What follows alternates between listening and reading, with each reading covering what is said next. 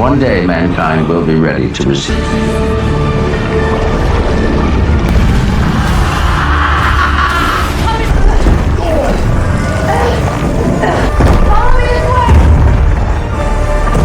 Was it everything you wanted? Scene berawal di kepadatan kota Bangkok. Kita diperlihatkan sosok pria bernama Luke Purdo mengendarai sepeda motor dengan tas berisi lukisan di punggungnya. Tidak lama kemudian beberapa pengendara lain menghampirinya. Pria itu adalah Kasim dan para anak buahnya. Rupanya Kasim menginginkan tas berisi lukisan yang dibawa Luke. Awalnya dia tidak mau menyerahkan tas itu dengan mudah. Namun dengan sedikit menggertak, Kasim mengancam akan menembaknya. Vague or just unclear. Merasa terancam, Luke melakukan manuver aksi tipuan. Aksi kejar-kejaran pun tak bisa dihindari hingga memakan banyak korban di jalan. Hingga dia memasuki sebuah stasiun Bangkok dan melompat ke dalam kereta yang baru saja berjalan.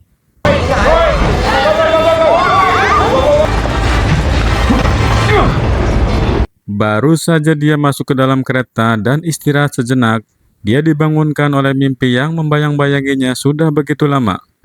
Tepat di hadapannya ada seorang wanita bernama Esme. Rupanya dia sudah menunggu begitu lama hingga dia terbangun dari tidurnya.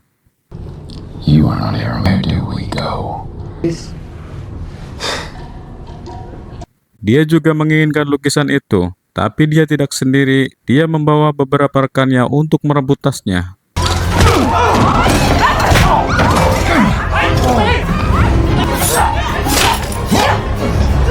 Namun sayang dia tidak mendapatkan lukisan itu. Luke kabur naik ke atas kereta dan turun di sebuah perkampungan yang jauh dari penduduk.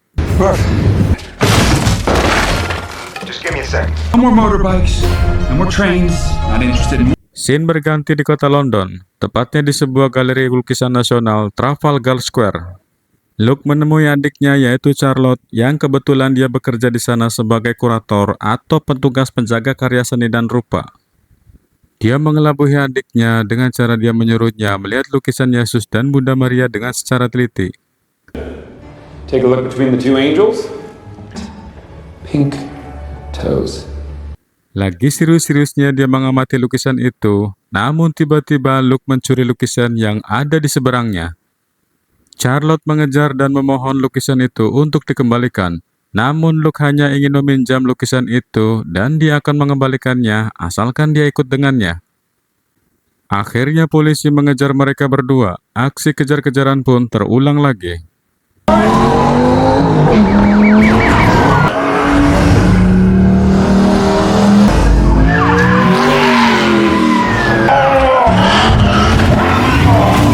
Setelah lukisan itu dicek dan tidak terdapat apa-apa di dalamnya, Luke akhirnya mengembalikan lukisan itu kepada Charlotte, dan dia pun ditinggal dalam keadaan pingsan.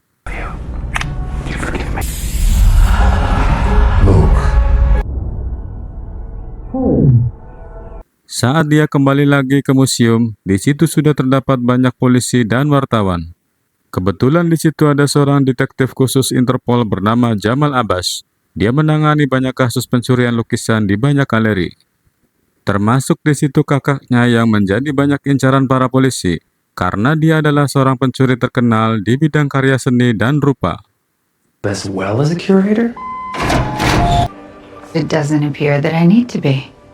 Charlotte mendatangi Luke dengan nada marah, mengapa dia mencuri lukisan di museumnya, dan jawaban Luke selalu saja berkelok-kelok dan ambigu. Akhirnya Owen Carver, salah satu teman dari Luke, berterus terang bahwa sesungguhnya misi mereka adalah mencari mata air keabadian, dan Owen adalah sebagai donatur atas proyek ini. Oleh karena terkena penyakit kanker hati, jika dia bisa menemukan mata air itu dan meminumnya, maka dia akan sembuh dari penyakit itu. Charlotte bingung, apa hubungannya lukisan yang kau curi dengan mata air yang penuh dengan mitos itu? Sebetulnya dia mencuri banyak lukisan adalah untuk mencari kode atau simbol sebagai petunjuk untuk bisa menemukan mata air itu. Karena orang-orang terkenal dunia tempo dulu pernah membahas mata air keabadian dalam sejarahnya, seperti Herodotus, Mahabharata, Alexander Agung, dan juga para ahli sejarah dunia lainnya. Sebegitu dahsyatnya mata air itu bagi penemunya, maka dia akan bisa menguasai dunia dan bisa mengabulkan apa saja yang diinginkan. Hingga pada era 1600-an, ada 6 pelukis hebat dunia membuat fakta mengenai lokasi mata air tersebut. Setiap pelukis menyembunyikan kode petunjuk di belakang lukisan mereka masing-masing, seperti lukisan karya Caravaggio, Ruben, Wildena, Velázquez, El Greco, dan terakhir karya Rembrandt.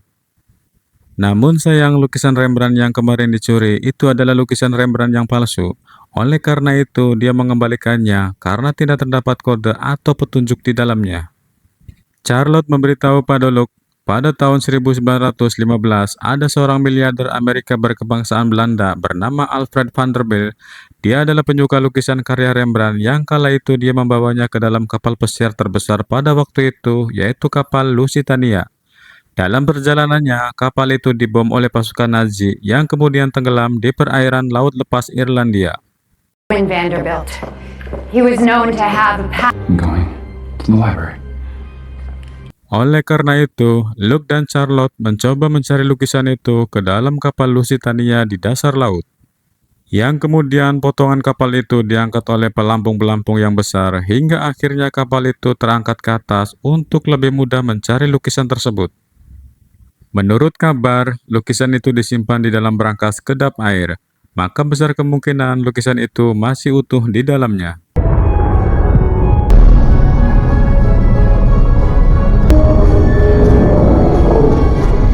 Saat Charlotte dan Luke masuk ke dalam potongan kapal itu, tiba-tiba sebuah helikopter mendekat bergerak ke arah mereka, dan ternyata itu adalah pacar Luke, yaitu Esme dan kawan-kawannya. Tidak susah bagi Luke menemukan lukisan tersebut, karena setelah dia membuka berangkas milik keluarga Vanderbilt, ternyata benar lukisan itu ada di dalamnya. Namun saat mereka hendak keluar membawa lukisan itu, tiba-tiba Esme dan teman-temannya datang dan mencoba menghalanginya. Namun seperti biasa, Luke pintar dalam tipuan. Duel tak bisa dihindari.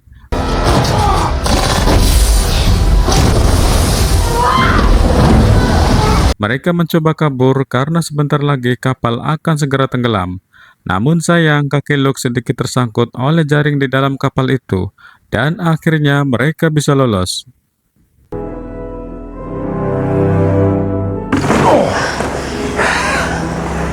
Setelah semua lukisan didapat, kini tiba saatnya memecahkan kode-kode di balik lukisan tersebut.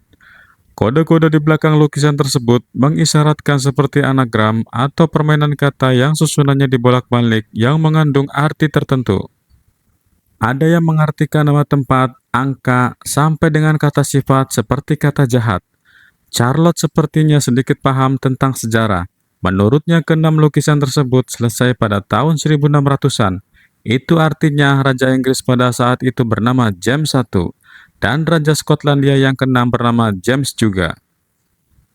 Namun salah satu dari mereka ada yang menjadi raja jahat. Raja yang jahat tersebut merubah banyak isi yang ada di dalam Alkitab. Semisal ayat tersebut berbunyi, tidak boleh berzina, lalu Alkitab yang jahat menyebutnya boleh berzina. Alkitab yang jahat selalu menjadi kitab yang kontradiksi terhadap Alkitab aslinya. Banyak orang yang ingin tahu isinya, namun Alkitab jahat itu sudah dihapus dan dimusnahkan peredarannya. Bibles. Well, most of them are destroyed. They're On is. That's where I can see him. Masih dalam memecahkan kode-kode misterius, tiba-tiba polisi dan detektif Abbas datang menyergap mereka. Namun belum lama mereka datang, Kasim dan para anak buahnya datang dari Thailand menodong semua orang yang ada di tempat itu. Luke menjadi buronan yang diburu oleh dua kepentingan, antara Kasim dan detektif Abbas.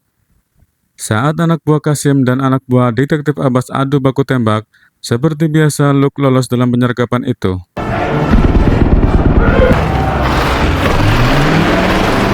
Scene beralih ke Austria, tepatnya di sebuah perpustakaan nasional Austria. Luke dan Charlotte mencoba mencari kebenaran adanya Alkitab jahat yang masih tersimpan di perpustakaan ini. Namun seperti biasanya, Esme pacar Luke datang lagi mengacaukan suasana. Sepertinya Luke terlacak di mana saja keberadaannya. Perkelahian pun terulang kembali. Esme terikat kakinya dan tergantung, sementara Luke berhasil lagi meloloskan diri. As I was saying, My sister thinks it's.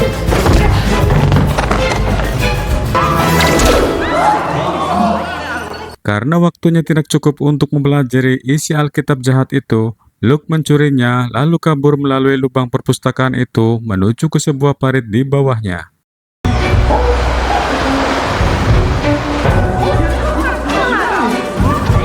Tim bergerak men-scan dan memindai isi Alkitab itu berulang-ulang kali, dari memecahkan kode transposisi bahkan sampai beberapa kode kunci asimetris, namun mereka tidak menemukan apa-apa di dalamnya.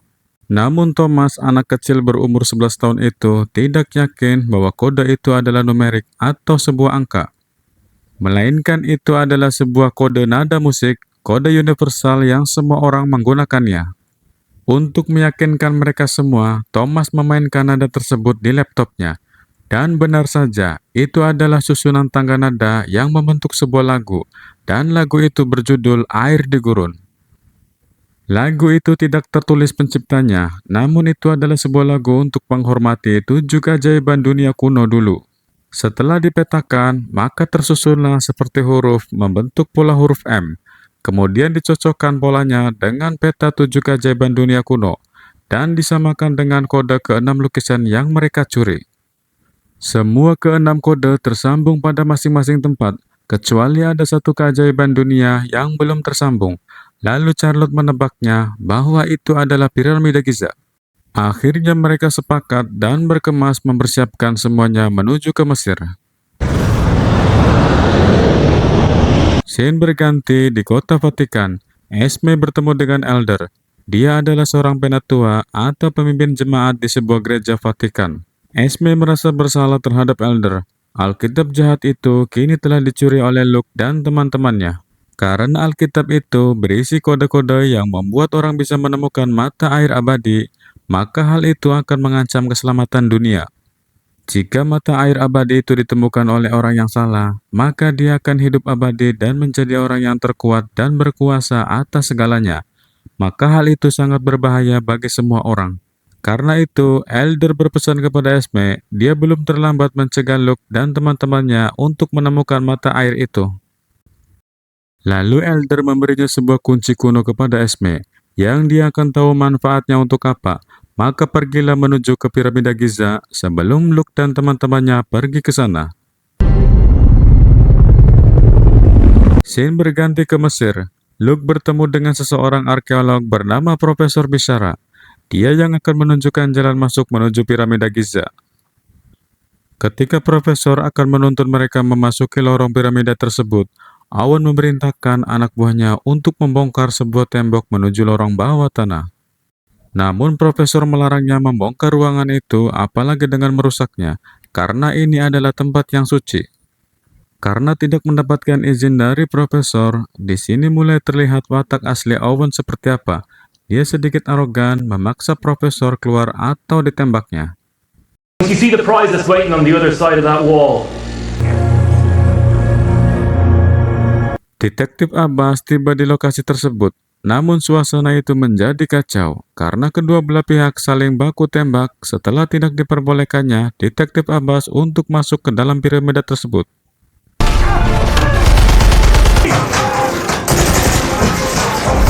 Luke dan kawan-kawan sudah mulai masuk ke dalam bawah piramida. Mereka mencari tahu bagaimana caranya bisa membuka ruangan lainnya. Rupanya mereka kesusahan membukanya. Owen Carver sebagai pimpinan proyek menyuruh anak buahnya untuk meledakkannya. Namun hal itu ditentang oleh Charlotte dan Luke karena sangat berbahaya dan bisa meruntuhkan struktur bangunan piramida tersebut.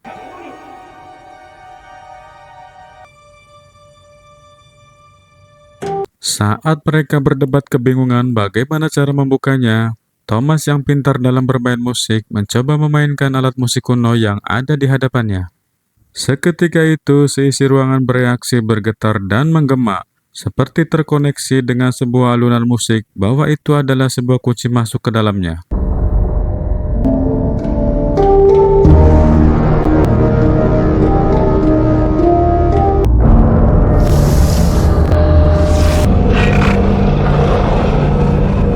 Dan benar saja, ketika Charlotte memukul gong di atasnya, terdengar suara sangat keras membuat telinga mereka kebisingan dan sakit.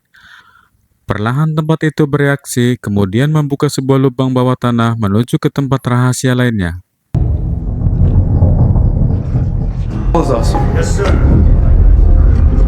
Di luar sana, baku tembak masih terjadi antara Detektif Abbas dan para pengawal Owen.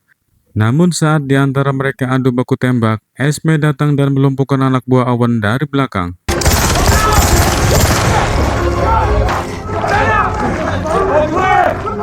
Esme masuk ke dalam piramida tersebut, diikuti oleh Detektif Abbas di belakangnya.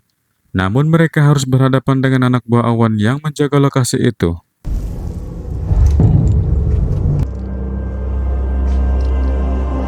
Ketika masuk, mereka melihat di dinding banyak sekali terdiri dari simbol-simbol yang menceritakan pada waktu itu. Hingga tak sengaja, Charlotte menemukan sebuah kunci berbentuk bundar berwarna merah delima untuk membuka pintu di hadapannya. Dan benar saja, saat pintu terbuka, mereka menelusuri lorong itu. Mereka menemukan sebuah jurang gelap yang sangat dalam, dan di tengahnya terdapat sumur. Luke mencoba memutar tombol biru di hadapannya, dan ternyata itu adalah sebuah kunci untuk membuka anak tangga menuju ke bawah. Tanpa berpikir panjang, mereka langsung turun ke bawah, menuruni berundak-undak anak tangga itu.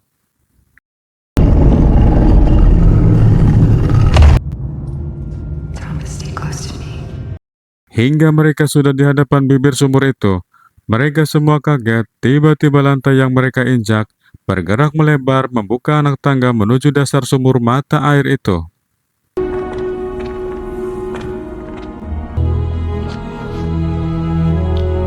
Owen meminta Luke untuk segera turun ke dasar mata air itu, namun Luke dan Charlotte sepertinya keberatan.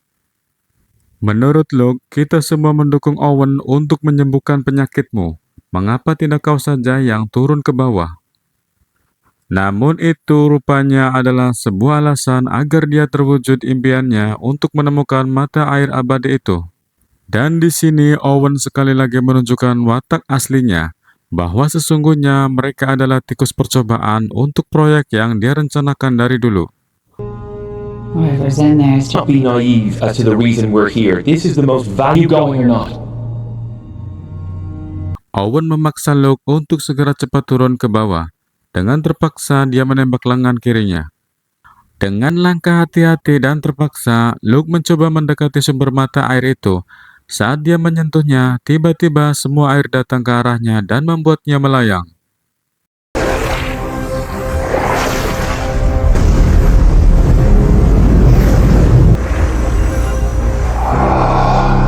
Namun saat dia hendak meminum air itu, tiba-tiba di situ digambarkan bahwa dia harus mengorbankan orang-orang yang sangat disayanginya.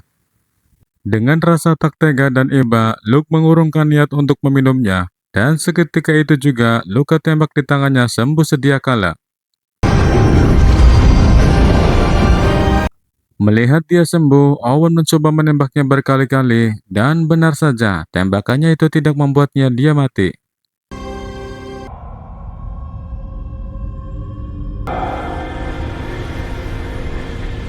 Setelah itu, Owen mencoba memberanikan diri turun ke dasar mata air itu. Setelah dia meneteskan darah di lengannya, mata air itu bergerak membuatnya melayang di udara seperti yang Luke rasakan tadi.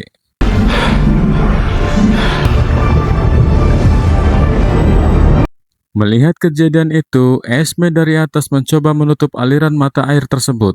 Saat Owen meminumnya, tiba-tiba air itu membesar dan merubah wajahnya menjadi sangat mengerikan. Sepertinya mata air itu menolak untuk diminumnya, dan Owen menjadi tumbal atas proyeknya sendiri. Ketika air mulai membesar dan akan menenggelamkannya, gerbang mata air itu akan segera tertutup, maka Luke, Charlotte, dan Thomas segera bergegas menyelamatkan diri keluar dari sumur itu.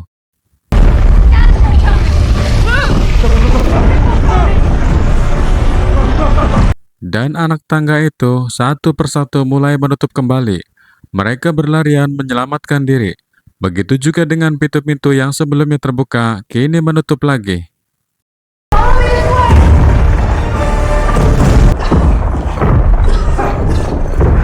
Namun semuanya selamat, tidak ada yang terjebak di dalamnya. Hanya Owen seorang si dalang dan penjahat terselubung yang menjadi korban di dalamnya. Everything copacetic. Work for you, huh?